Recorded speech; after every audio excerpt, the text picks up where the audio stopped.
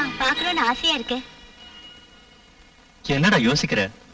இல்ல, இது வரைக்கும் நான் எந்த ஓவியத்தையும் கம்ப்ளீட் ஏடா, இந்த பங்களால நீ கேட்ட எல்லா வசதியும் நான் செஞ்சு கொடுத்தனே, அப்புறம் ஏன் கம்ப்ளீட் பண்ணல? என் கற்பனையில இருக்கிற உருவம் என் மனக்கண்ணுக்கு இன்னும் வரல.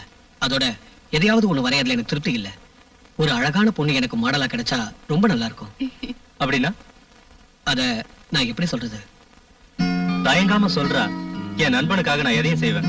நான் என் கற்பனையில செஞ்சு வச்சிருக்கிற அந்த உருவம் உன் மனைவி. உன் மனைவி மட்டும் எனக்கு மாடலா கிடைச்சா புகழ்பெற்ற ஒரு ஓவியத்தை என்னால வரைய முடியும். இத சொல்லவா இவ்வளவு தயங்கின? நீ என்ன சொல்ற? எனக்கு ஆட்சேபனை இல்ல. ஓகே, என் மனைவியை வச்சு நீ ஓவியத்தை வரையலாம். இப்ப நாங்க கிளம்புறோம். சரி.